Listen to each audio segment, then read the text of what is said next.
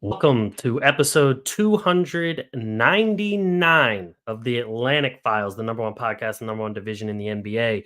This week, we are talking about Jalen Brunson possibly being too small to be a 1A player. We're talking about NBA Christmas Day reactions. We're also going through some of the rumors about Kevin Durant and the Detroit Pistons being on historic losing streak. So without further ado, let's get into this week's episode. Welcome to the Atlantic Files, where humor and vibes collide. Nets and Sixers, the king of the court, jokes that hit you one more. Atlantic Division, we own the scene. Comedy, food talk, every routine. Mike Bash, Clausen, Fischbein on the mic, making you laugh every episode right. Game is strong, court to kitchen, we're never wrong. You know what time it is, it's time for the Atlantic Files. What's going on, everybody? Welcome back to another episode of the Atlantic Files, the number one podcast on the number one division in the NBA, brought to you by the Underdog Sports Podcast Network. As always, joined by your host, myself, Alex Fischbein, and I got Dennis Big Sexy Clausen. What's going on, Dennis? Big upgrade from last week. What, the video? No, your co-host. Oh, yes, for sure. You're 100% correct. Die Hard is a Christmas movie, and anybody who disagrees, if you disagree, try watching Die Hard in July and see if it hits you the same way as it would right around Christmas time. Exactly. And people try to give me the oh, but it's Christmas themed. It's not a Christmas movie. And I'm like, okay, but you could say that about any movie that it's just a certain theme. But who makes that argument? I've seen it on the internet. Wait, I don't even understand how what they're trying to say when they say that. They're trying to say a Christmas movie is one about Christmas, but Christmas theme is one that just takes place during Christmas time. I mean, killing a bunch of terrorists at the Nakatomi Plaza isn't a Christmas movie. I don't know what it is. There's a Christmas tree and very many Christmas references. Molly McLean looking shit hot. Ho, ho, ho, I have a submachine gun now. No, it's not submachine gun. It is a machine gun. Well, machine gun. Right. I was being too technically correct. You were being too good. John McClane don't have time for technicalities. No, not at all. John McClane just has time to kick ass. Hans. Yep. Carl Winslow. Where he goes into the store, he goes, from my wife. He buys 5 Hostess products. She's pregnant. And then McClane Hans goes shoot the glass. And he shoots the glass because he doesn't have shoes on. Yep. That movie. And he just decides to walk right through the glass anyway. He's John McClane. He's a badass. Exactly. I gotta say, is it Die Hard 2 or 3 when they're on the runway and he lights the fuel line and it goes into the Die Hard 2 is the airport. That's what it is. Okay. Die Hard 2 also a classic. Yeah. I mean, I only like the first two. Once they started getting to Die Hard Forever, it's all right, relax. I actually haven't seen those because I'm just not interested. Yeah, they decided to go too far. It's like when people, I was talking to a girl who was probably 24 years old, and she said, "How many Home Alones were there? 3, right? I liked Home Alone 3." I go, what? She's like, Home Alone 3. I'm like, no, there's 2, and that's it, as far as I'm concerned. Well, I have news for you. There's more than 3. Well, I could care less because 2's fine, good enough. So the only reason I know is because I was looking on, I think it was Disney Plus, and I saw Home Alone 1. I saw Home Alone 2. I was like, all right, I recognize these. And then I saw 3, and I was like, I don't really recognize 3 much. And then it kept going. And I was like, wait, where did all these come from? So there's Home Alone 1, 2, 3. Home Alone 4, which came out in 2002, which I had no idea about. You know what I found out about Home Alone 4? What? About 10 seconds ago. Well, the thing is, I'm not even done. There's Home Alone, The Holiday Heist, which is technically Home Alone 5. That came out in 2012. Then there's Home Sweet Home Alone, which came out in 2021, and it features a British kid. I can't. 2's fine. One is perfect. 2 is nearly perfect, and after that, that's it. No more.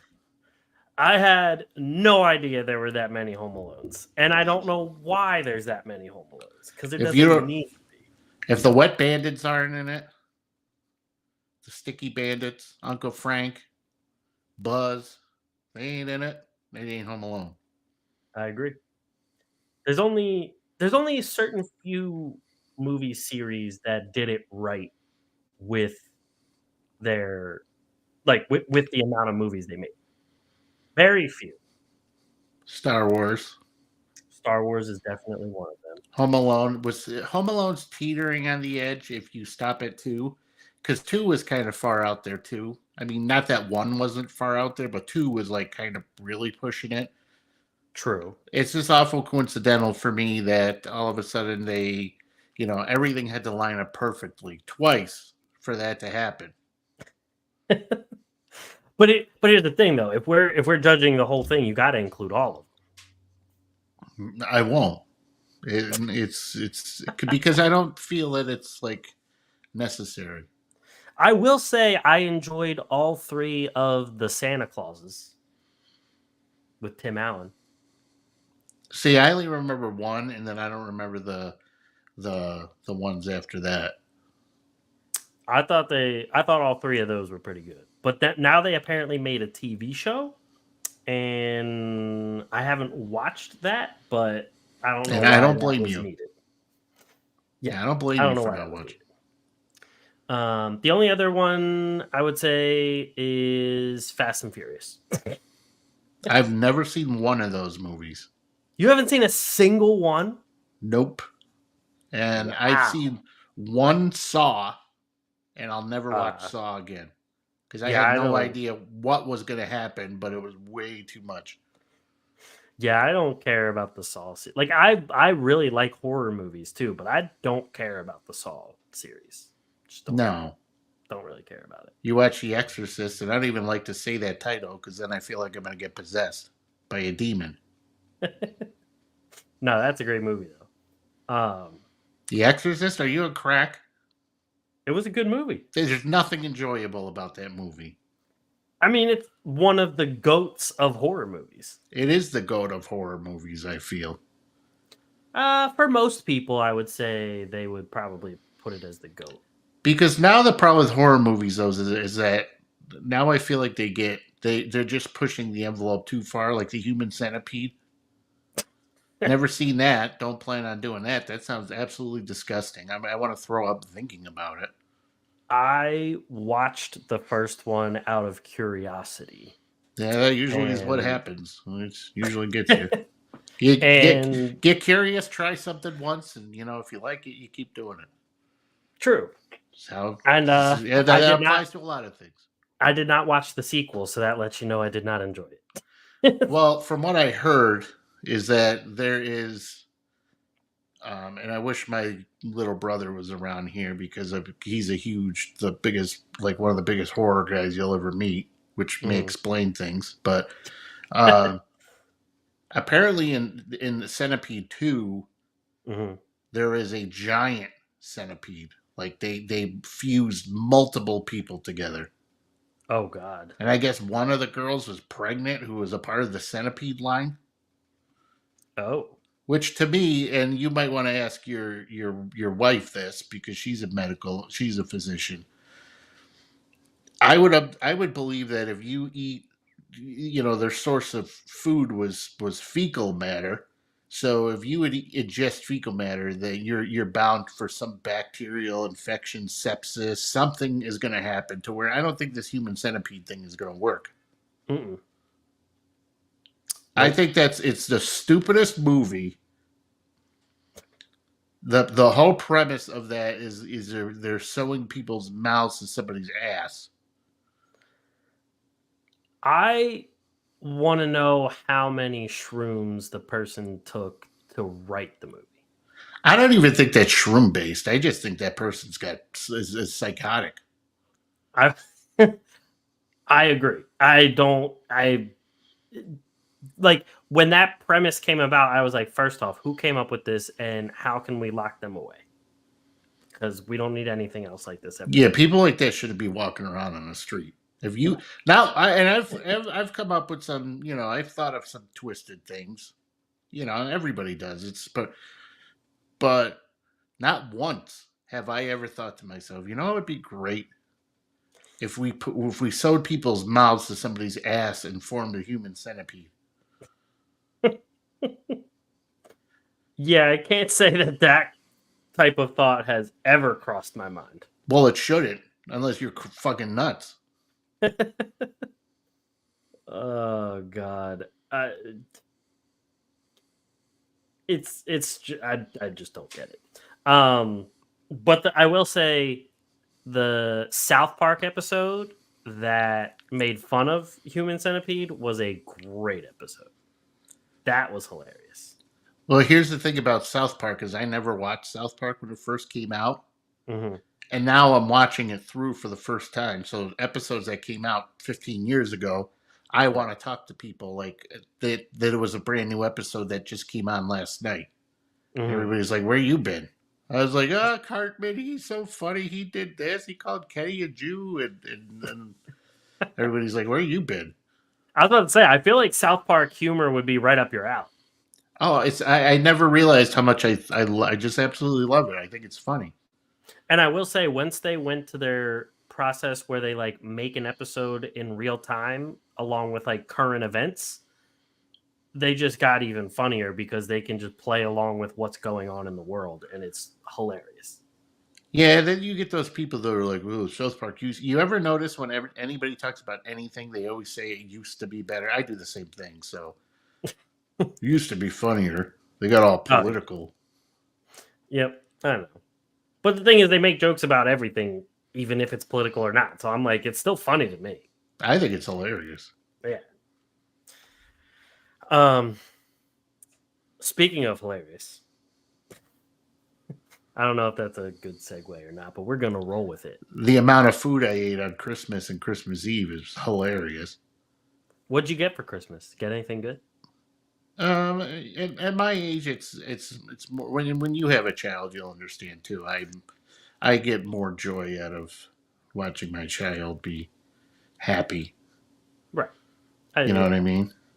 I mean, I still get the excitement out of like the things I get for Deanna to be like, oh, you didn't even know I could have thought about that.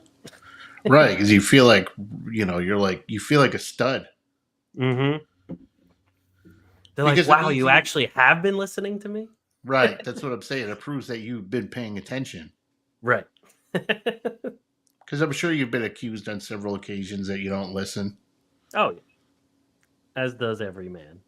Right. It's probably... But it's like, I would love to listen to you, but I'm too busy looking at basketball stats. Exactly. And how bad my fantasy football teams played over the and real quick, and this has nothing to do with basketball, but the NFL, I would strongly discourage playing any type of games this late in the season on Christmas Day because you want to ruin somebody's holiday. Oh yeah.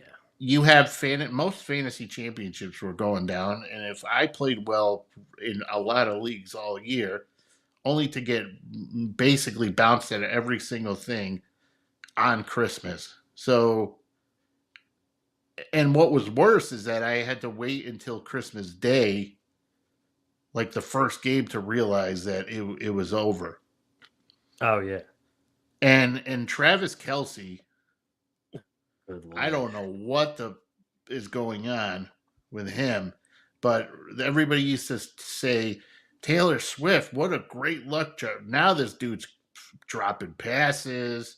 He's a mess. And I'm gonna have to really, if this relationship with this keeps going, I'm gonna have to really evaluate whether I would draft him next season. I don't think I would. He's a train wreck. I was one of the people that drafted him in the first round of one of my drafts, and I did not make the playoffs because he shit the bed. Oh, we got a surprise appearance. What's going on, guys? Ash himself. I just wanted to pop in. I'm stuck here watching the dog. I'm on puppy duty right now. Oh, there you go. I wanted to stop in and say hello as the Nets are going to give the Detroit Pistons their first victory in 26 games. What an optimist. Oh, and it's not being an optimist. It's just being honest. Speaking of the Nets, one of my Christmas gifts was actually tickets to the Nets-Sixers game on February 3rd. Oh, what's it? We going? Yeah, I mean, me and Deanna would have tickets now, so... Oh, so you only have two. Yeah, it was only 2 tickets. I'm going to be in Florida that day, so I can't make it. Okay. Well, Dennis, if you want to get the ticket... if she gets COVID or something, let me know. All right. I'll let you know. I'll fly right there. So basically what I'm saying is, China, if you're out there... Syracuse to Philly? No, drive. It takes 4 hours. Oh, I thought you said fly right down. No, well, I would fly, but drive. He's gonna charter his private jet down straight to the Sixers game. Right. The only private jet Dennis has is one of those ones you can play with in your hand, and they come on the back of a Hess truck. When you're in the bathtub and you're playing fighter planes. Yeah. It's like you play with a lot of things with your hand. That's the things I play with are a little bigger than the things you play with. So yeah, I highly doubt that, pal. And by chance, even if they are, I highly doubt it's more efficient. Let's just put it that way. At this day, in 2023, I think it works a little better. I highly doubt it. I'm 40, but I'm still going strong, pal. My aviation skills are 100%. I don't know. I hear you have trouble sticking the landing. Nope. I was wondering what the more efficient meant at first, but efficient could be used for a lot of things. I mean, true. You're not wrong. Oh god. Maybe it's just the defense you're playing against is a little looser, if you know what I'm saying. See, and I was going to refrain from saying, I was going to say, ask your mom about and then I held back because I was like, this guy's going to, I don't want to go too far, but then he starts going in that direction. So now I'm just going to say, ask your mom. She says I'm doing just fine. I don't know what's going on with the hair here. I feel like, I don't know what's going on here. I don't have hair like Dennis where I get a haircut every 2 weeks. I mean, his thing does say he's having a great hair day. I really am. I was so happy. I'm on my phone, so I couldn't even see that. Oh. I mean, you brought it up, though. I was just about to get into the Detroit Pistons. So, I mean, I don't know about you guys, but I see the losing streak continuing a good bit. And if anyone else can take this losing streak history away from the Sixers and all the losing records that the Sixers have put up, if they can just go away, that's fine with me. But the Nets are just gonna get Bojan Bogdanovic's Bojan. I'll get it out. Bojan Bogdanovic. There you go. I don't know what the word. I can't. I'm trying to. If you say, "Oh, I got Jaden Ivey," they're gonna get Bojan Bogdanovic. There you go. Tonight, he's gonna have a revenge game against the Nets. He's gonna have 42 and 12, and it's just gonna be miserable. He played pretty well against them though on Saturday. We're lucky we didn't lose that night, but we're right now we're down 8. We got the second unit and we're led by Dory. You know how players have resurgences after they have a kid. Yep. Dorian Finney-Smith has been a totally different player since his dad got out of jail. So I don't know what that is called. Sounds He's racist happy. to me. No, his dad was in jail for like 28 years, and then they let him out of jail, and he's had like 18 points, like in 15 points in the next 2 games. So you think because his father got out of jail, which you just so happened to mention, that you think that, I don't know. It's like, big dad Sounds a little energy. racist. It's like, reconnecting with your dad energy. So what are you All saying, that he's not? You're surprised he has connected with a dad? Never mind. You're taking this dad? away. You're taking this. I was trying to make it a happy moment for Dorian Finney-Smith, and you've completely ruined it. It sounds to me like you're surprised that he knows who his dad is. I never said that.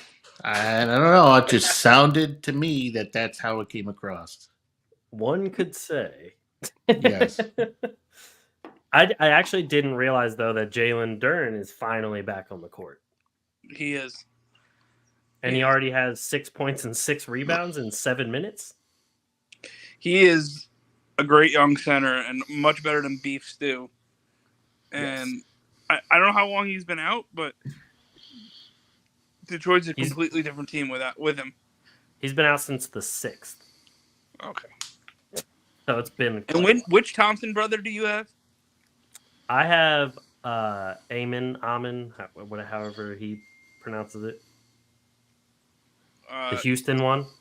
Okay. We pronounce that as in the Jewish community as Amen.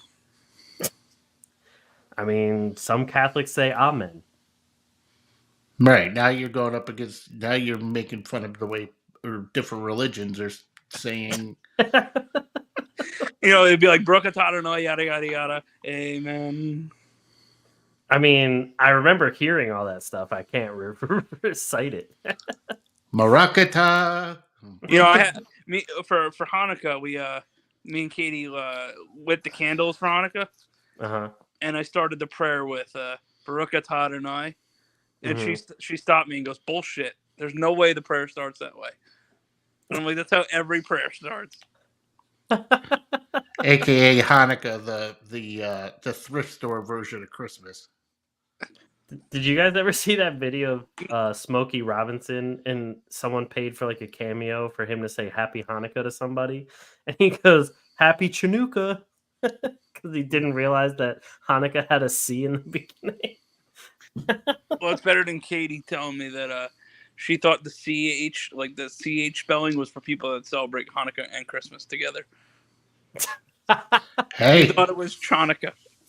Hey, could be out there. I never would have thought about that. I mean, honestly, like... That could catch on. Yeah, why not? So anyways, the Pistons are a train wreck. Even though that your Mike is right, they probably are going to beat the Nets because the Nets are just as atrocious. Mikal Bridges can't score a point to save his life.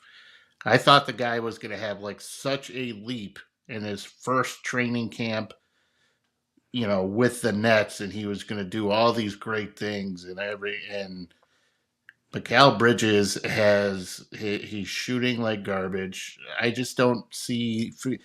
And have you ever noticed he just looks like he's going to cry all the time? And I don't know what it is, but it just bugs me. But yeah, Cam Johnson needs to be traded. Cam Thomas can do nothing but just force up shots. He'll make like half of them. And the shots he does make are the most improbable shots on the planet. But other than that... Time out. If a guard is a 50-40-90 guy, that's elite. So if he chucks up a bunch of shots and hits half of them, I don't see the problem. Yeah, but I don't think Cam Thomas has a... Cam Thomas hasn't missed while we've been talking. Well, I mean, that's good. That's because there have been plenty of games where he's played like absolute ass. I mean, I will say, Mike, he's not 50-40-90. He hasn't hit any one of those marks. Yeah, it's close. He's 45-37-85. Yeah, he's close. Yeah. Not super far off, but There's a lot of reverse Grinches out today. oh, of course there are. Not surprised.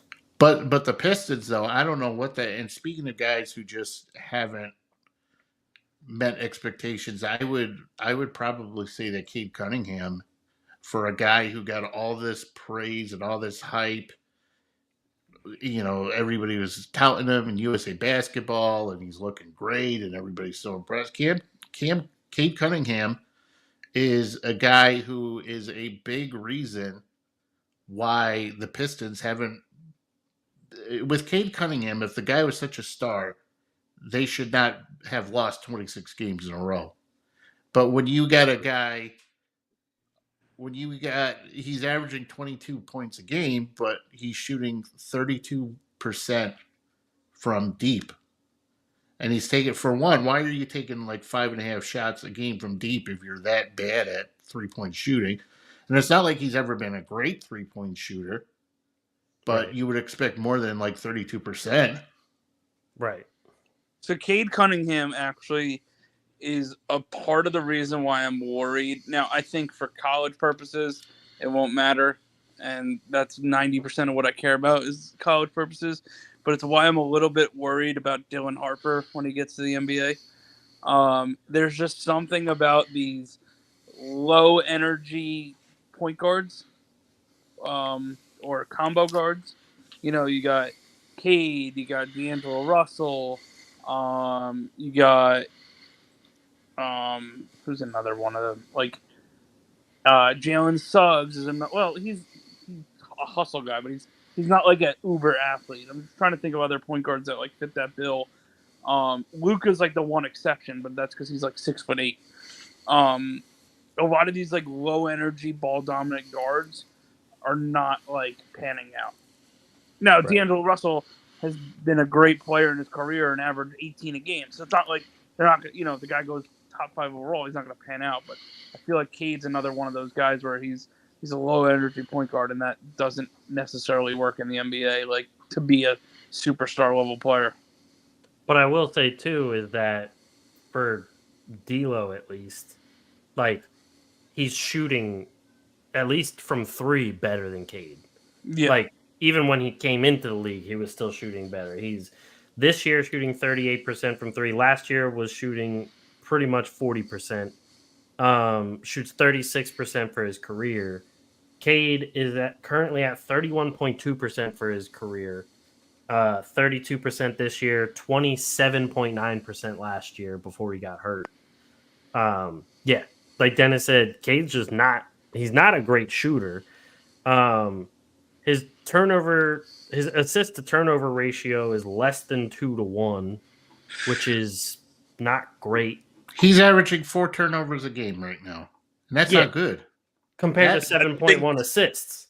Do you think some of that might be because they've been playing Isaiah Stewart with, as much as they do, and he's not really a great player? Well, like you can't blame Isaiah Stewart for the. No, but he kind of clogs up the lane. Like, I mean, I know Durant, whatever the hell, however you pronounce it, has been out. Right. But they weren't even winning when Durant was healthy, and Durant was playing fantastic, all-star caliber like performances, and it still wasn't translating to any wins. Yeah, that's also true. Yeah, I know. Deanna says hello. Hi, Deanna. You ever see The Human Centipede? I don't know if she has. That comment, I'm gonna have to go back to dog duty, so I just wanted to say hello. Hop in, bro. Enjoy the puppy time. All right, later. See ya. Deanna says no, she hasn't. Good, don't watch it. Mike is like the guy, like when you're like you have the house to yourself and you're about to turn on. You're about to turn on like porn, and he just shows up unannounced and knocks on the door and just walks. Oh yeah. Great analogy. I don't know if it's me, by the way, but your audio went down really far. I don't know what exactly happened there.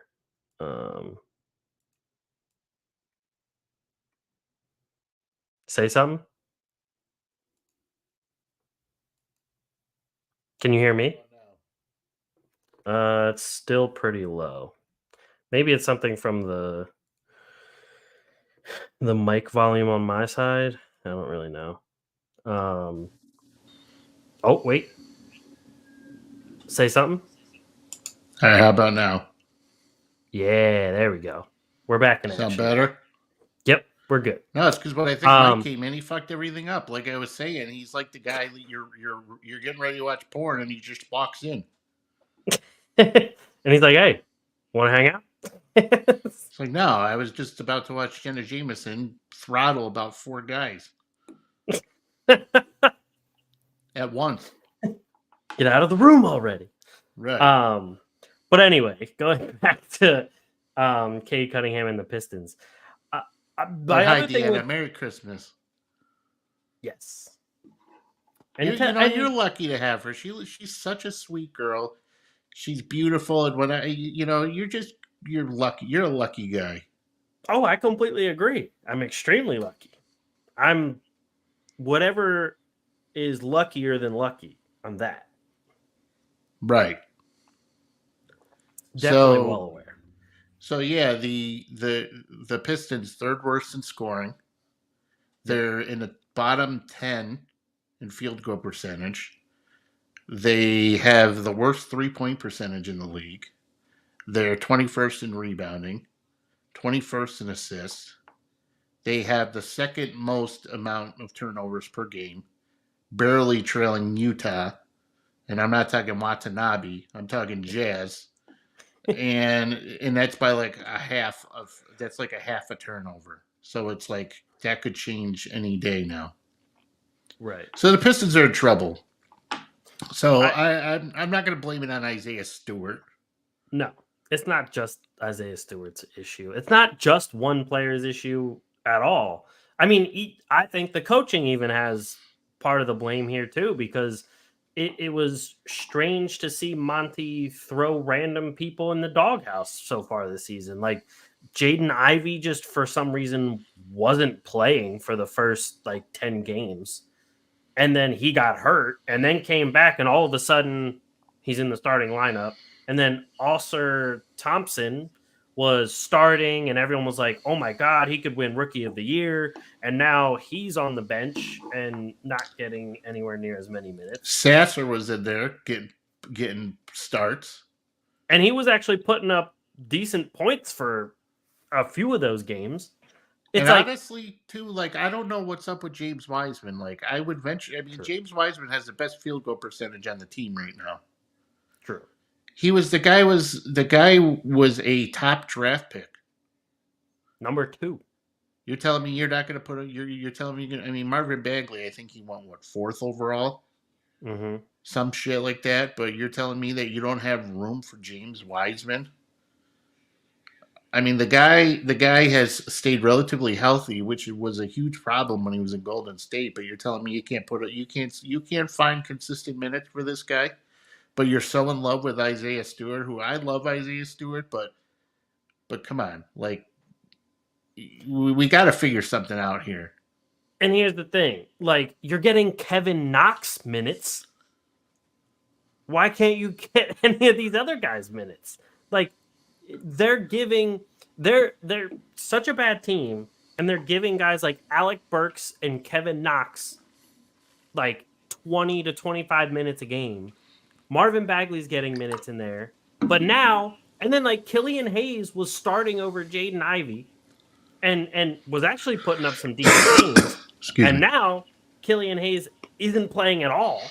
The last game against the Nets, not the one they're playing now, but the one before, Killian Hayes was just a coach's decision, didn't play. Isaiah Livers, however you say his name. Who had some good games last year. He's not playing at all. He started off the season hurt, but the guy, he's better than what he's getting. Right. Meanwhile, and then like you said, Wiseman isn't playing. Meanwhile, Joe Harris is playing like 7 minutes. And he's shooting 29% from deep. Joe Harris, a guy who made his name from the 3-point line. That's his only positive on the court is shooting threes. Right. Because he's not a good defender. He's not a good ball handler. He's not a good distributor. He's not athletic. So if you're not hitting threes, then what are you doing? Nothing. You're losing games. Now, granted, like Bogdanovich was out for a big chunk of the year, but that team should have been able to come. I mean, they get trounced by the amount of teams they lost to. They got trounced by the Wizards. Yeah. The Wizards. That was really bad. I mean, you're and not telling just me that, but there's some of these games that they lost by like absurd amounts. It's not even like close games. No, like they lost to Milwaukee 146 to 114.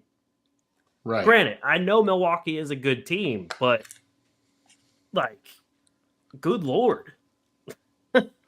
They lost to the Lakers 133 to 107.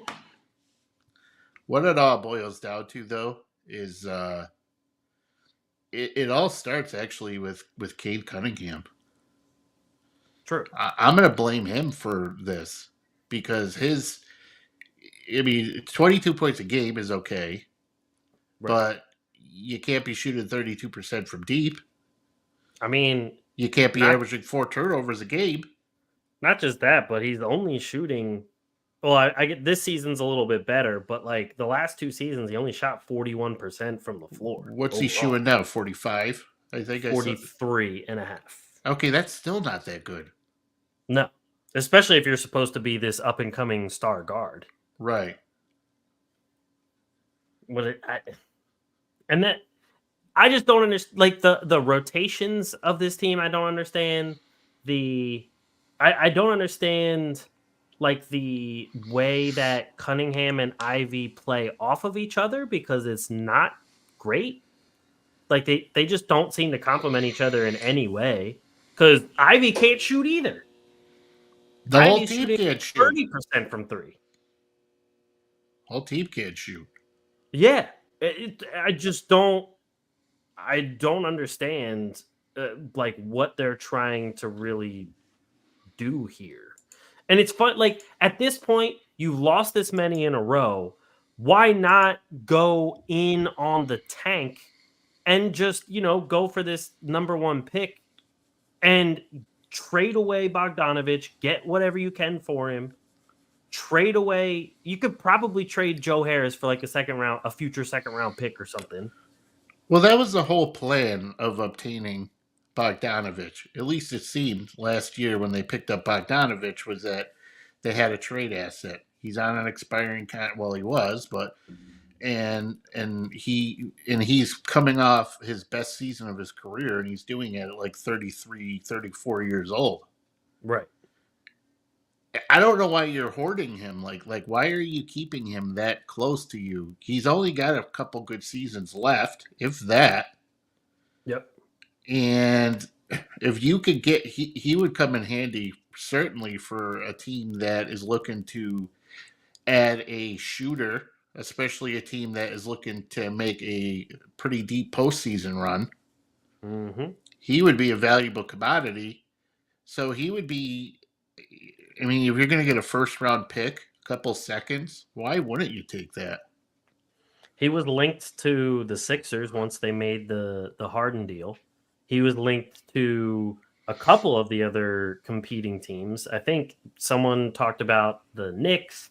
Someone talked about the Hawks because apparently DeJounte Murray might be on the trade block for the Hawks.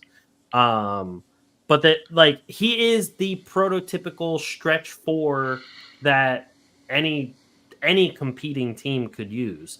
And he's 34, so he's obviously not matching your team the timeline. And they gave him a new contract. So he has a $20 million this year, $19 million next year. It's only 2 years left on the contract, but it's like now you have to make money work. And sometimes competing teams don't have a $20 million contract that they can just get rid of. I know a team that does. Who's that?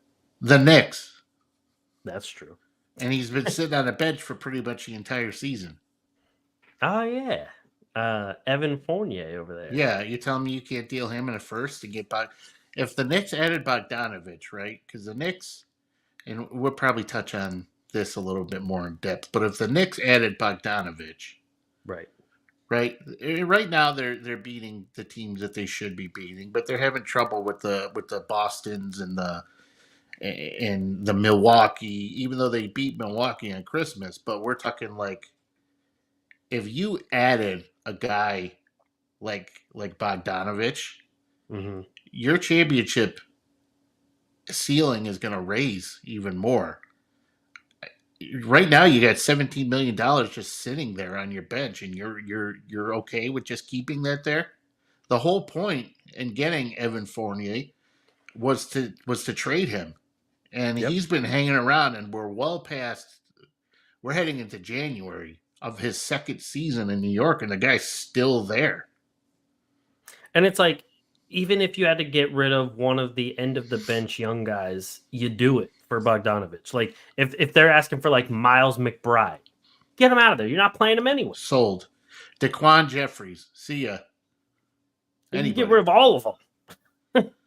I mean, Tibbs is only playing like a 7-8 man rotation. So anyone else outside of that, you're open game. He's playing a 3-man rotation.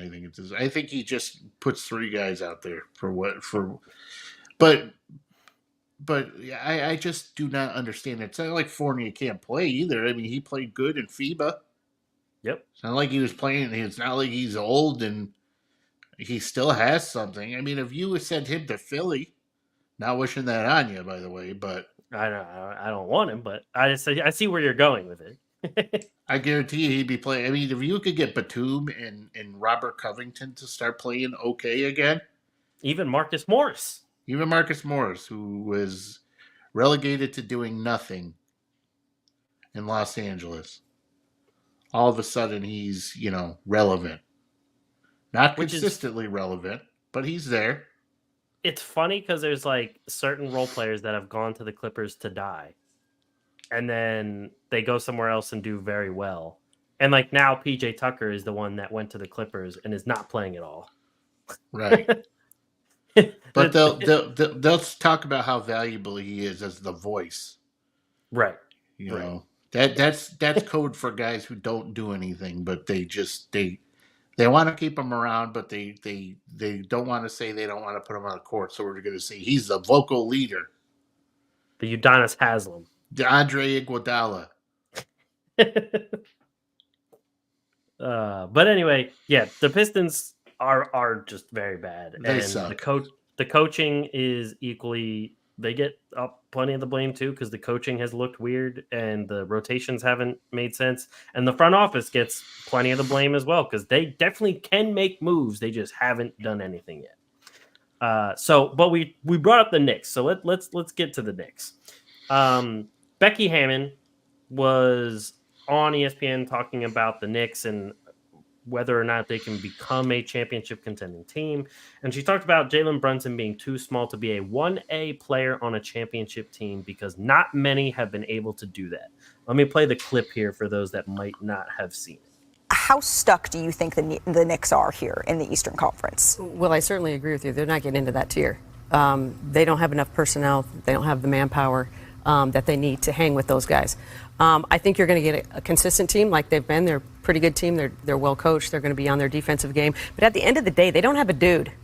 You got to have a dude. You got to have a 1A dude. And they're missing that at the end of the day if we're just getting down to brass taxes. Sorry. I didn't want to disagree with Becky today, but they do have that dude. Who? Jalen Brunson. No, he's too small. But here's the thing, and that's Didn't they say about you? But you know they what? Say that about you. You're a Hall of Famer. I got a philosophy. Can I say my philosophy? Go ahead. If your best player is small, you're not winning. John Stockton, Allen Iverson, Steve Nash, you could go down the list. Steph Curry is the only. But he's not that small. He's not that small. He's like 6'3". But also, though, I mean, he's the greatest shooter to ever walk the planet. He's in an outlier. class. Okay. She is right. History says she is right. Okay, but we're living in a new age, okay, new day.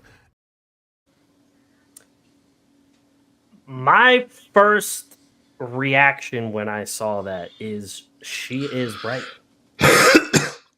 And a lot of Knicks fans and a lot of people were up in arms on like Twitter and Threads and all those kind of social media sites. And it's true that the only two smaller guards that I can think of dating back to like the 80s that have gotten their team to a championship is Isaiah Thomas and Steph Curry. And Isaiah What Thomas about had a lot of Allen other- Iverson? I meant win a championship. Sorry, not get to a championship. Win a championship. Okay, I got a problem with that. All right. You know how I am about Brunson. Oh, I love Brunson. All right, here's the thing about Brunson.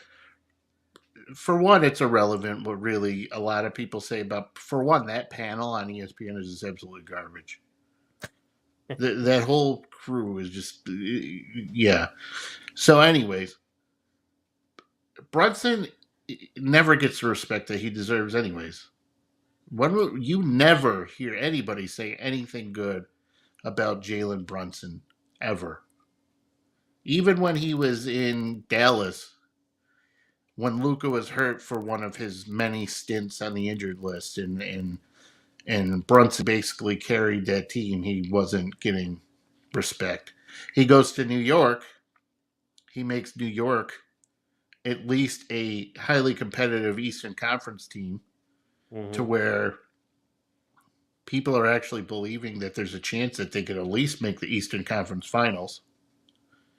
So the fact that somebody says, like, and they've been saying the same stuff about Julius Randle, too. For some reason, everybody hates Julius Randle. I know he didn't have the best start to the season, but Julius Randle has also had some good seasons here. But Jalen Brunson, like I said, has taken the Knicks from a team that was doing nothing to a team now to where people are actually believing that they could actually go far into the postseason. I also find it laughable when you look at Jalen Brunson right now. In the month of December, he's averaging 27.6 points a game. That's the highest of his career. He's shooting 45% from deep. There are guys who are on the MVP, ladder, who aren't playing that well, but yet are above him. He's putting up similar numbers. He's shooting better than Tatum. He's averaging more points per game than Tatum. He's in a lot of ways better than Anthony Edwards. He's nearly just as durable. He's not in that top 5, sure, but even Halliburton's not even like blowing him away in terms of production. Now, Halliburton is a better distributor. We get that. But Brunson's a better scorer. Brunson's a better scorer, and Brunson has shot better. De'Aaron Fox is also, and I love De'Aaron Fox, but Brunson's right up there with De'Aaron Fox, who is also in the MVP conversation. Karl Anthony Towns is ahead of Jalen Brunson in the MVP conversation, which to me, Karl Anthony Towns is kind of like Cat's like reinvented himself in some ways this season, but to me, if I were going to build a team, I would certainly rather have Jalen Brunson on my team over a guy like that. I certainly would. I would even maybe argue that I'd rather have Jalen Brunson over Tyrese Halliburton, because Jalen Brunson at least stays relatively healthy. Right. Which is really important. And the guy breaks his balls every time he plays. He's grinding. He's playing hard. He's got a killer instinct to him. And the fact that people are saying this stuff about him, Becky Hammon, is not a surprise, because she's not the only one who's knocked on him over the years. And I'm sure he's used to it at this point. So I agree with what Becky's saying about the team, especially currently as constructed, not being able to win a championship. And I think if you gave Jalen Brunson, like if you say you had There's a the big Mavericks difference though team, between, not to cut you off, there's a big difference though with how the team is constructed versus whether Jalen Brunson is a guy who can lead a team to a title. Completely separate things. True. If you had the Mavericks team that he was on with the way he's playing now, I think then I would say he could win a championship. But at that point, he's not the 1A. Luka Doncic would be the 1A. And with what this, like, I love Brunson's game, and I think he is a very, very good player. And I also agree that he should be higher in the MVP conversation, like you just said. There's a few guys on the MVP ladder of like the top 10 or whatever that he definitely should be over. And because like you take Brunson off of the Knicks and their offense goes straight to the toilet. Like the moment you take Brunson out of the lineup, you're depending on guys like Quentin Grimes, RJ Barrett, and company, and quickly to carry a scoring load and win NBA games, which isn't going to happen.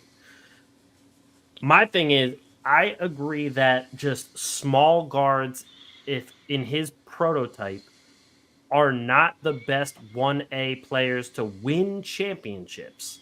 But if he's your 1B, not even like number 2 guy, not number 3, he can be a 1B, which essentially is just like a co-star.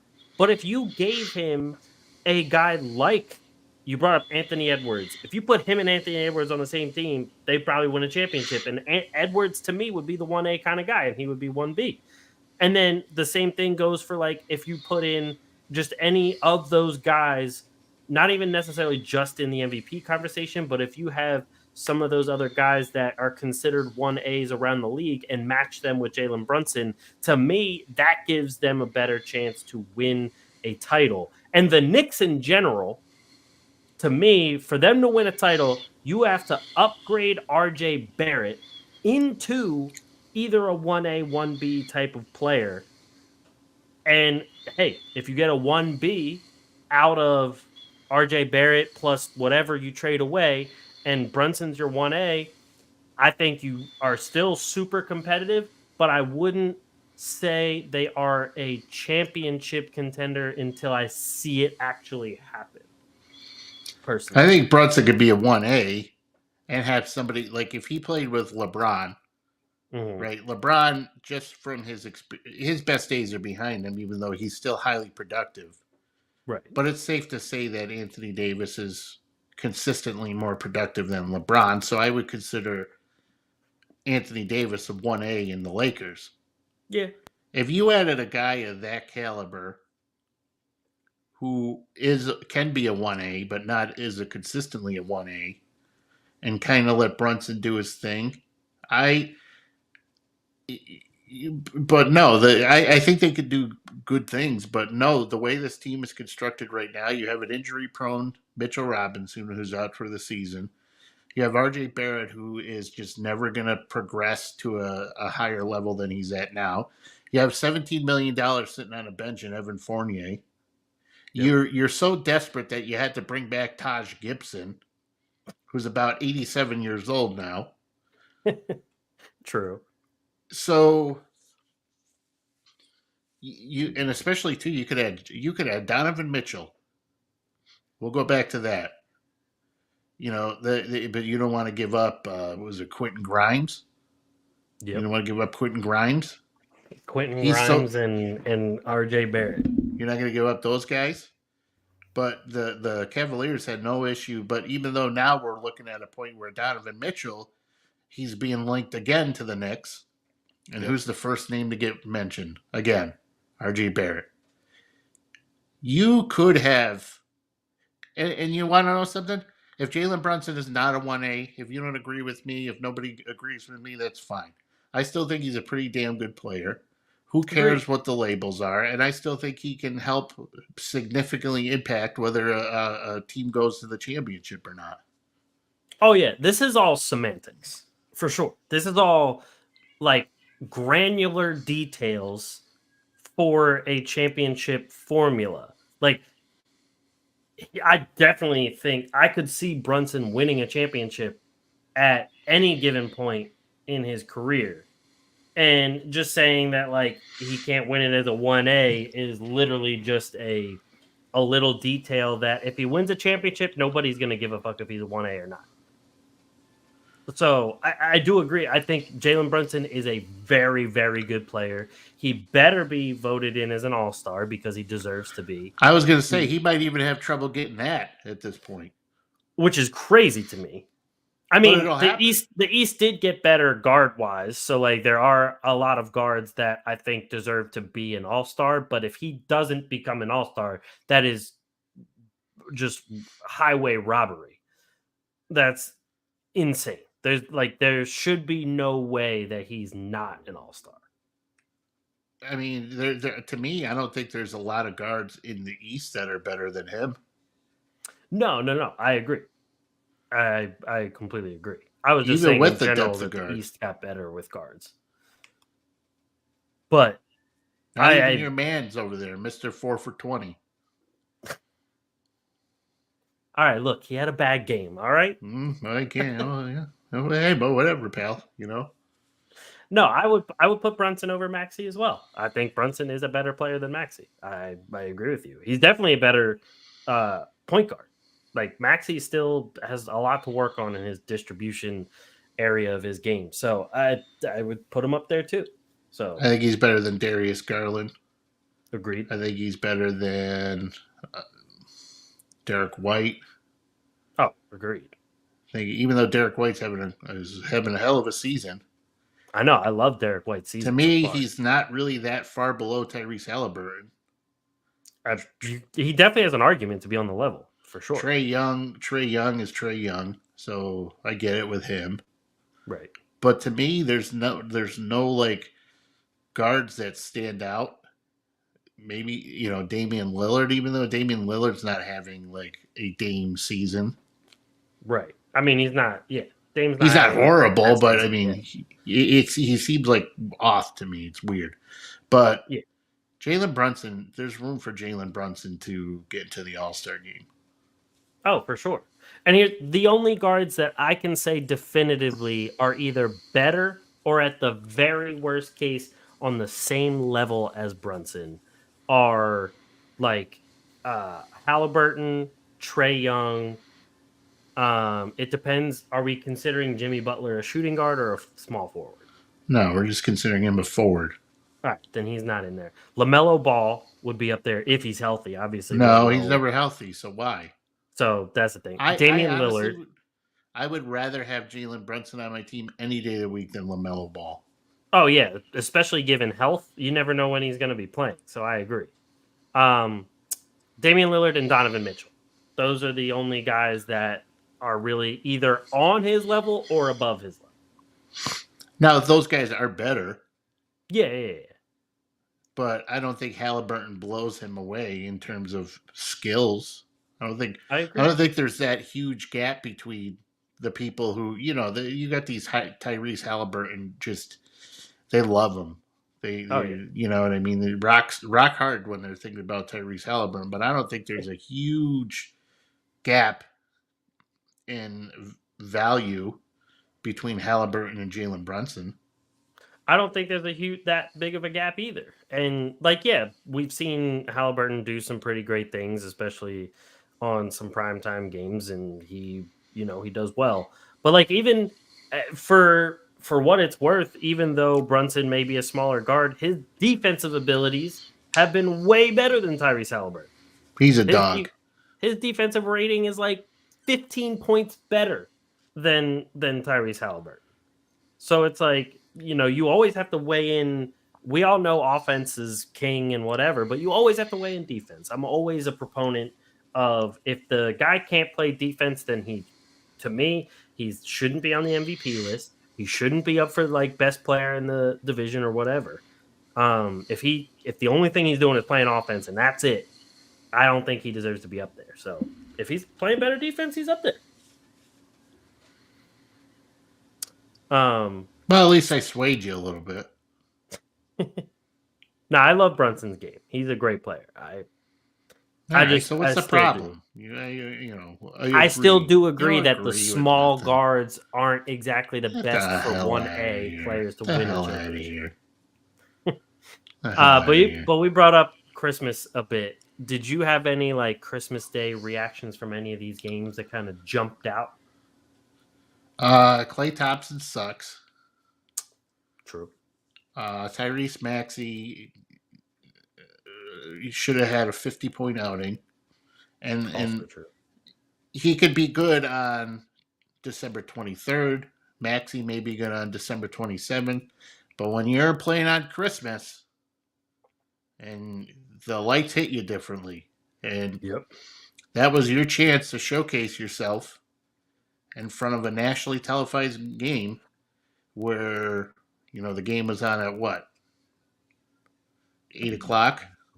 Mm-hmm. Most people are starting to wind down. Everybody was off. A lot of people were off today. Yep. Football was still going, but a lot of people were watching NBA yesterday. Oh, yeah. That was your chance to show a lot of people, grandma, grandpa, Aunt Betty, whoever is sitting there watching the game with it. That was your chance to show who Tyrese Maxey is. And you failed miserably. So for anybody who said, and I've been saying it for a long time, about how Tyrese Maxey and is a perfect compliment, and he should be considered, the big with Joel Embiid. Big, no, there's no big two. There's a big one, and then there's everybody else. Oh, yeah. I mean, Embiid is on Tobias a level of his own by far. Tobias Harris had no problem showing up. True. And that's 2 games in a row for Tobias Harris. Kelly Oubre had no problem showing up. True. After that, it was kind of rough. But Melton, okay. He did okay. Melton did his job. Not as bad as Maxey. Paul Reed put up a pretty big dud. Mo Bamba out of nowhere had 18 points. Good for him. he was coming in with an illness too, and he knocked down 3 threes. So that should tell you something. But when Paul Reed, they had that chance to, I think Portland signed him. Yeah, I think Portland signed him in the offseason, and then they matched. That would have been their time for you. You way over invested in that guy. Because it seems to me he doesn't step up either. I mean, true. Of course it is. Jaime Jaquez. Shit hot. Dude looks like he's going to be pretty damn good. Looks like he's going to be. He's already pretty damn good. Well, he's already pretty damn good, but I'm saying, like, he's going to have a pretty damn good career. Especially because going to Miami, I feel like he's the essential Miami fit. Like, especially alongside Hispanic. Butler. I mean, is he Cuban? Same thing. Literally, you could fill up one of those dollar store rafts and you could float for about 5 minutes and you'll be in Cuba from Miami. So, same thing. But Jimmy Butler, he's hurt again with his millionth ailment of the season. We're going from a foot to a calf to. Give me a break with this guy. Bam Adebayo.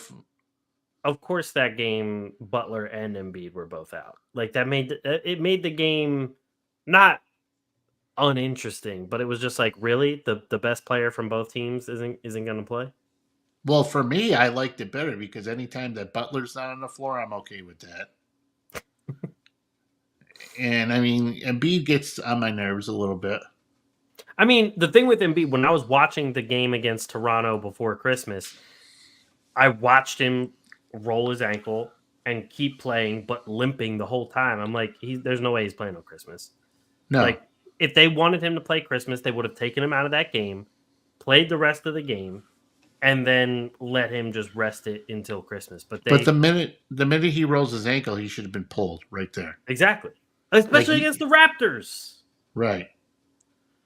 Like literally, and Embiid's the kind of guy though, he lets you know when he's hurt. There's not just I'm good. There's a lot of theatrics involved in it. There's a lot of holding of a hip, a holding of a foot, a lot of down on the floor. There's a going to the third row in the stands and sitting. Like there's all this stuff that goes on when he's hurt. So it's kind of hard to gauge just how hurt he is. True. But anytime he's hurt, I'd be like, nope, you're done. If you're limping that bad, you're coming out. Sorry. Exactly. That was the thing. Like he was running down the floor with an extreme limp. And I'm like, it's not worth it against Toronto in this game. Like, especially when you do have a Christmas Day game, if you want your team to look good on national TV, just let him play that game. Just sit him. Just, like it's fine. Especially because at the time, Maxey and Tobias were also putting up 30-point games. Like, you didn't need him for that. But yeah, either way, the Knicks. We were just talking about Jalen Brunson. He looked really good with 38.6 assists to beat the Bucks. I still don't trust them as true championship contenders yet. No, they still seem. Like you were saying with Damian Lillard, something just seems off. There's just something that seems off about the whole team. Yeah, they have no depth, and the rest of their supposed superstars are all old. True. I mean, Andre Jackson is not bad, but you're starting Malik Beasley and Andre Jackson. And when they lost Jay Crowder, that was like a significant blow to them. Jay Crowder, I know. we're talking about. And Bobby Portis hasn't even been like the same Bobby Portis. Yeah, where the hell has he been? He gets paid, and all of a sudden he's just not available anymore. Right. He just doesn't want to do anything when he's playing. I mean, and he's considered like one of the younger important role players. He was like 6th man of the year caliber. Exactly. So and you can't even get a double anymore. I mean, what's going on? And they're playing Marjon Beauchamp a bunch of minutes, but he's not really like equating to much. No, he's like the Kuminga for the Bucks. Exactly. No development. Which makes you wonder about like the G League Ignite teams. Like, is it really helping them? I mean, I don't know. My plan, if I was a general manager, just if any guy's good in Europe, I'm just taking them. True. I mean, especially like in the middle to end of first round, I'd probably do the same thing because other teams aren't looking at them that early, that often. I mean, when you look at guys like Scoot hasn't really. I mean, he had Rookie of the Year potential coming. Yep. G League guy. The Thompson twins, not hit and miss at times. Yep. Now these Europeans, Wemby, I hate even saying that, but Wemby's playing really well.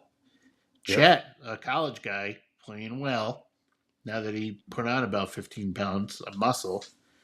At this point, I would say Denny Advia is more valuable to his team than Scoot Henderson is. True. I mean, Bilal Coulibaly is looking like he's had some flashes that were pretty decent. Yep. All these European guys, man, are just and even though like the Kings, Vachenkev, yep. He's had some pretty good games. These guys, I don't know what's going on with the G League, but I'm not sold that Ignite team is doing anything. Like you would, I agree. I used to assume that they would have a leg up because they're pretty much a professional team, but I'm not really that convinced anymore. I thought the same thing. I thought those Ignite teams would be really good, especially because like they have some veteran NBA guys on the team to really help them through a lot of like the new nuances and things like that. But yeah, like Scoot, Kuminga, Beauchamp. I think there's like one or two other guys that I'm missing, but they haven't really done anything in the G League. I mean, the Thompson twins are completely new because they were in that overtime elite, whatever the hell that was. So their whole situation is even more. Well, different. so is Scoot. That's what I'm saying. These guys that are coming from the overtime elite, like you would. Well, no, Scoot was from G League. Yeah, overtime elite is. I don't even want to get it.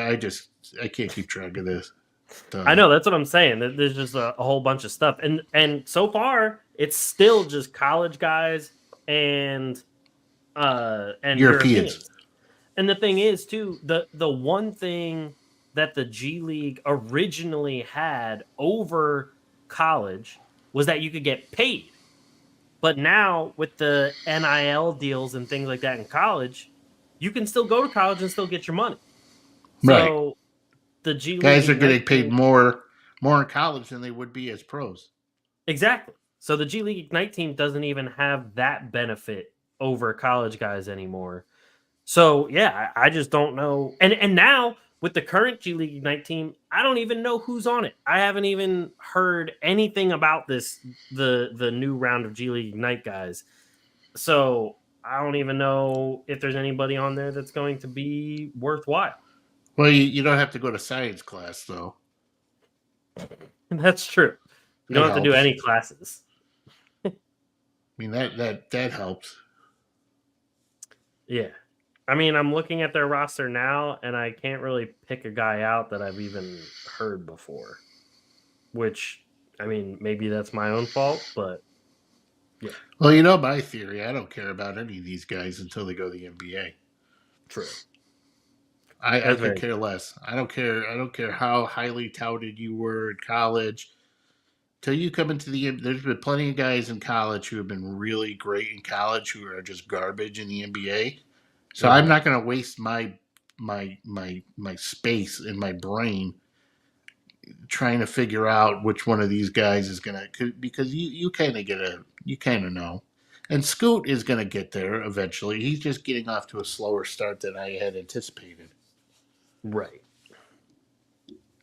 Yeah, no, that's true. By the way, Jalen Green was a G League Ignite guy, so I guess he's like the best G League Ignite guy you can probably consider him the best G League Ignite guy right now. That's at least what I would assume. But outside of him, there's Beauchamp. Oh, Jaden Hardy was G League Ignite. Dyson Daniels. So there's a couple of them that are... So guys who have one good game every 20 games. Essentially. And I mean, yeah, now Jalen Green isn't even like... He's not even a top 2 guy on his own team anymore. Well, maybe not even top 3. That's what happens when you have nobody. True. Last year. But I mean, now Sengun has already passed him up. European. True. Fred VanVleet wasn't even drafted, and he's better. Yeah. But, yeah. The rest of the Christmas Day games, though, I really like Brandon Podziemski. He's my guy over there for Golden State. He might be the second best player on Golden State right now, outside of Steph Curry. Yeah, because the rest of the team is not good. Chris Paul's not good. Nope. Draymond Green's in rehab, psychological rehab. At least that's where he should be. Kuminga, I have never gotten the hype about Kuminga. I don't think I ever will. Yep. Moses Moody, it's like, hey, okay, all right. You're taking up a spot. Thank you. And Klay Thompson he went 3 for 12. Right. 3 for 10 from deep. Now Wiggins had 22 points. Finally. Now he'll go back to scoring 8 points for the next 3 games combined, but hey, at least he showed up. True. Yeah, I mean, a lot of the Warriors Nuggets game didn't give me anything new. It was kind of everything expected. The Nuggets looked really good. Jokic and Murray looked good. The Celtics-Lakers game, didn't expect the Lakers to win that at all. Davis still put up 40 points, but they end up losing by 11. Again, not very surprising. Luka, I mean, insane game from him. 50 points, 6 rebounds, 15 assists. But the leading scorer of the Phoenix Suns, none other than Grayson Allen. And Chimezie Metu, 19 rebounds. Yep. And 23 points. Metu had more points than Booker and KD. I mean, do we see a problem with that? There should be. And that takes us right from this Christmas Day into our last topic of the night, which is KD apparently now being unhappy with the health of the big three and the supporting cast, which makes it even more ridiculous that he's not happy with the supporting cast when they outscored him. And I will, before we really get into it, I'll play this clip from Woj here, who talks about this unhappiness. Well, start with Kevin Durant. You talk to people in Phoenix and around that organization, they can feel the frustration with Durant. Part of that certainly is the missed games for Brad Beal. This team was built around those 3 stars. The underwhelming supporting cast that comes from those massive trades for Durant and Bradley Beal that really gutted the organization and left them, having to sign a lot of minimum players to fill out the payroll, and then understanding that they lack the assets, the draft picks, the trade capital to go out and really improve this team. This is something they're going to have to manage in Phoenix with Kevin Durant. You've seen it before, and it is a stark reminder of how short of a window and how this team has to win big, and they have to win big quickly based on how it was constructed, and having Kevin Durant still playing at an all-NBA level and a healthy Kevin Durant. And there's a lot at stake for this organization. It's got to change soon. Okay, Mayor of Scott. So, 2 things before I know you can riff on this. We've talked about a lot that I don't know why anybody is surprised that Bradley Beal has been hurt this whole time. Actually, I found this stat from Reddit here. It says, reminder, Bradley Beal is owed $160 million over the next 3 seasons. And at the end of this season, he will have gone 5 straight seasons not having played 60 games. Wait, there's more than just naked girls on Reddit? Never knew that. It's the side of Reddit that no one wants you to know. So the productive side. Got it. Right. Exactly. Yeah, so 5 straight seasons, not even having reached 60 games played. He's already there. He's not going to reach 60 games played this year. And the big 3 over there has only played 24 total minutes together. A lot worse than the big 3 from the Brooklyn Nets. Yeah, but KD had no problem with his boy Kyrie sitting out. Where was he then? Where nothing was said then. And KD has a problem everywhere he goes. So it's not surprising. I'm just kind of surprised that, it's kind of fast for him to kind of start doing this stuff in Phoenix. You know what I mean? But he had a problem in Golden State. He had a problem at OKC. He had a problem in Brooklyn. Now he has a problem in Phoenix. Not a surprise. But how intelligent of a guy can he be, right? You would assume that somewhere before they made that trade for Bradley Beal, the phone calls would have been going to at least 2 guys, Booker, at least 2 players at least, Booker, Kevin Durant. Yep. You're telling me that you would have had to have been okay with this. So for somebody who calls you, goes, hey, KD, Booker, come down. We'll have sushi. Let's have a nice dinner. We're going to talk. All of a sudden there's, guys, you guys know Bradley Beal? Yeah, we're thinking about trading for him. Their instant reaction should have been right there. Fuck that. That's what they should have said. They should have said, are you kidding me? Bradley Beal, this is the best that we could do? He never plays. Plus, and then you want to talk about supporting cast? When your contracts are locked up between 3 players. And you knew coming in what it was going to look like. So you got Bates Diop, you got Watanabe, you got Drew Eubanks, you got Chimezie Metu, who makes about $3 a year, but still had played his ass off played better than you did on Christmas. But now KD's got a problem with his supporting cast. Why don't you I get calling Bradley Beal out because that should have been done a long time ago. Right. He's the first guy who actually, because at least in Washington, they just kissed his ass constantly. You never heard anybody say anything bad about Bradley Beal. And they're so stupid. Well, actually, looking back, though, Washington's kind of the office is kind of geniuses for retaining him, knowing that they were going to trade him and that there'd be a team stupid enough to take him. True. So, yeah, I do not feel sorry for him. He should just shut up.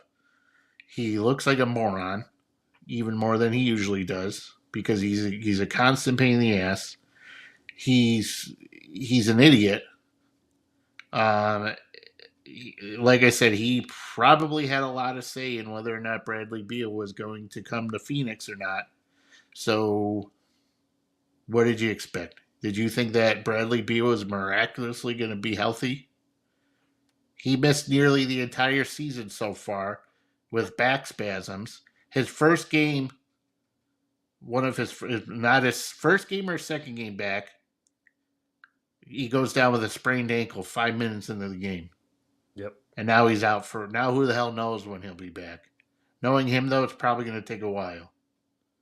So, sorry, honey. That's what you're getting. Have fun with Grayson Allen. Have fun with Eric Gordon. Have fun with Utah Watanabe. Have fun with all these guys. Because that's what you're getting. You're not winning a championship. Your team sucks. The Warriors are better than that team is. And that's sad. The Dallas Mavericks are a 10 times better team than that team is. Luka by himself decimated that team.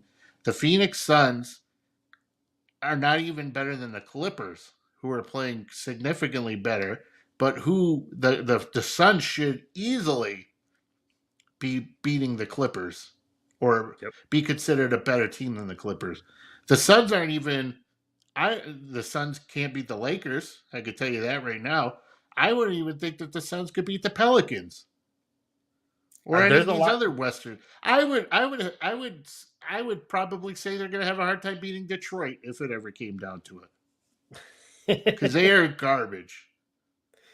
I mean, right now the Suns aren't even in a play-in spot.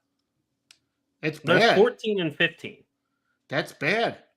Oh yeah, and the Jazz are only 2 wins behind Phoenix. That's bad. That's awful.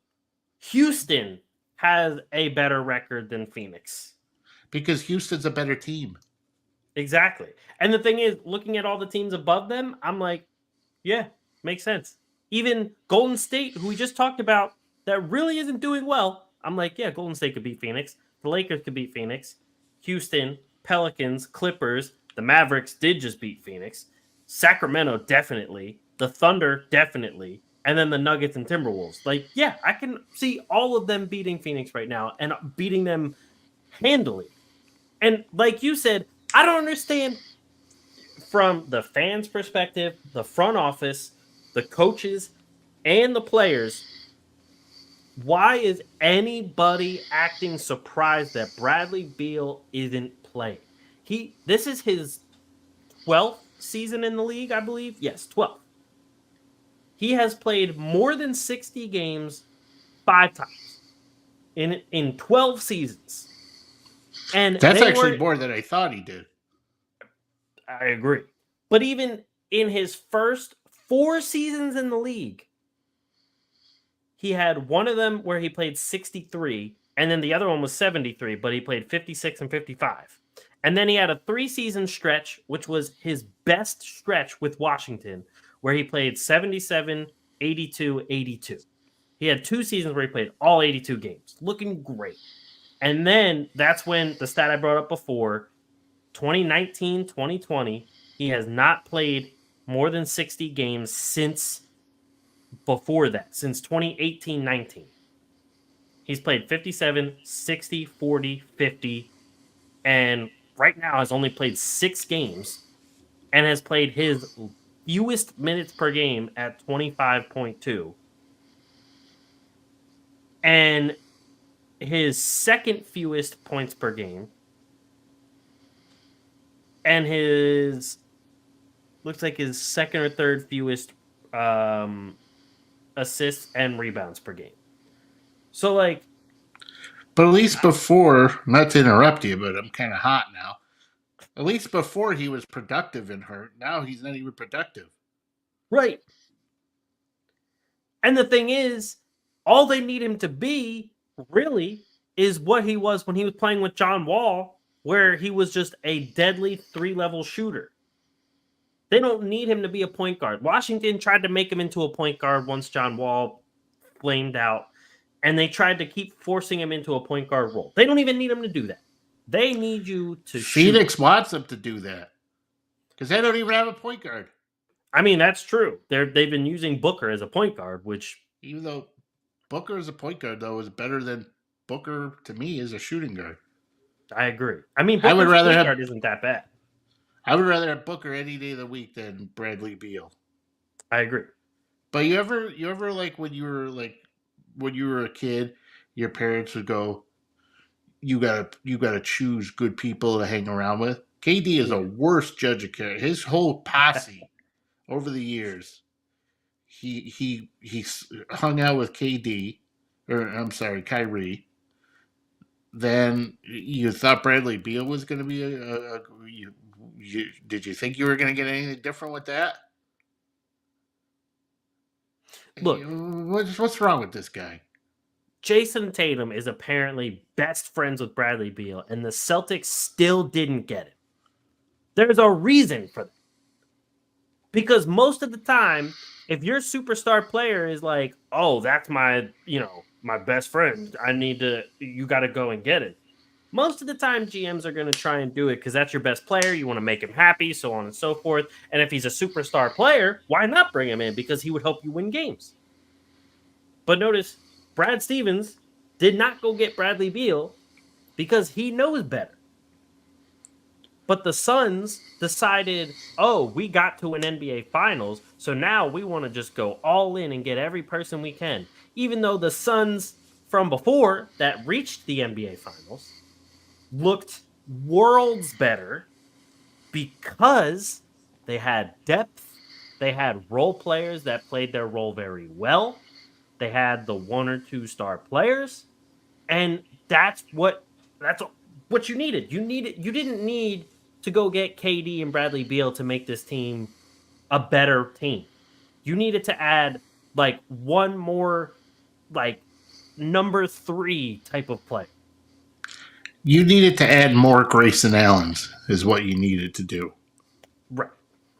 Exactly. Not Grayson Allen and Bates Diop and Utah Watanabe and whatever else they scraped off the bottom of the barrel to come play for that team.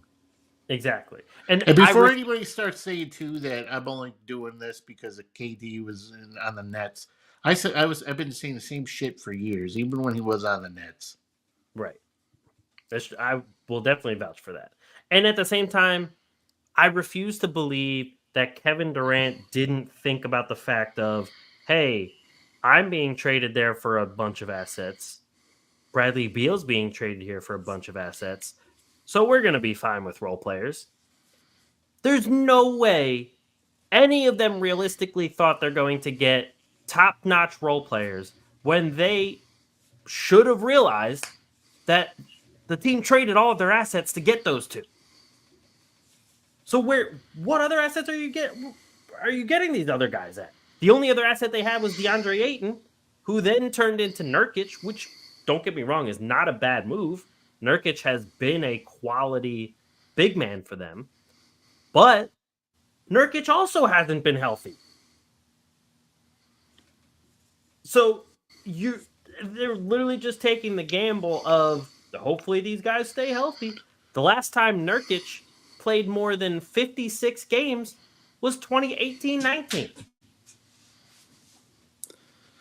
Well, I don't know how else to say it, but it's been like proven. I mean, look at the Timberwolves. They have like Anthony Edwards and Cat aren't on that superstar level of Kevin Durant and Booker, yet they're one of the best teams in the league now. Granted, they beat a bunch of crappy teams, but still, they have depth. They have a lot of guys that they can rely on night in, night out. True. Look at the Heat. The Heat had, even though they went from the play-in to the NBA Finals based on depth. They were essentially starting like all role players at one point. But it worked. Exactly. And then they got to the playoffs and they were able to go through it. But and the argument is like, well, Phoenix, if everyone gets healthy at the right time, sure, but you still have to make the playoffs. Right. You can make the play in, and they're not there right now. And nobody's going to get healthy at the same time on that team. No. I feel like it's deja vu at Brooklyn. Remember when everybody was complaining that Big Three wasn't playing together? Oh, yeah. And that was the thing. I remember putting up polls and everything about, do you think this Big Three is going to play more than the Brooklyn Big Three? And do you think this one is going to actually reach expectations? And people kept saying that they were definitely going to be healthier.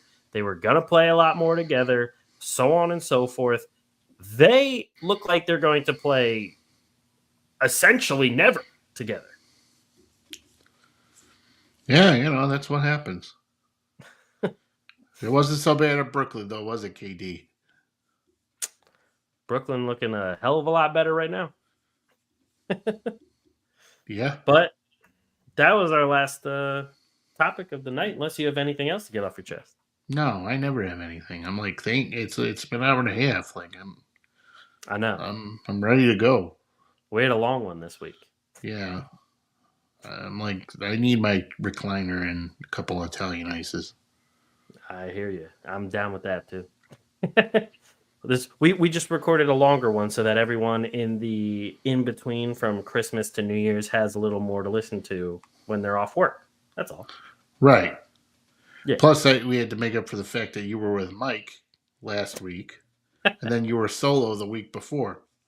True. So. But that is it here for us this week. Thank you guys for listening. Happy New Year.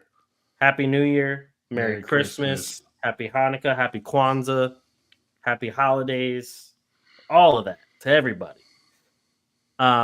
Appreciate everyone watching and listening this year. Next year, we will be having a lot more guests on. That is one of the goals of this show. Have a lot more people on, reach a lot more audiences, and get some fresh perspectives on here. Already got a couple people lined up from Threads, the NBA Threads community over there. There are a lot of great people, so we're going to have some of them on and talk some good hoops with them. So be on the lookout for that. Appreciate everybody watching the Atlantic Files, the #1 podcast, the #1 division in the NBA. Next week is our 300th episode, by the way. That's crazy. I never thought there would be 300 episodes, but we're going to have strippers. Yep. Virtual strippers. Put the kids to bed. What's the firework thing? Yeah, there it is. Plenty of strippers. Exactly. But thank you, everybody, and we'll catch you guys next week. Peace. Don't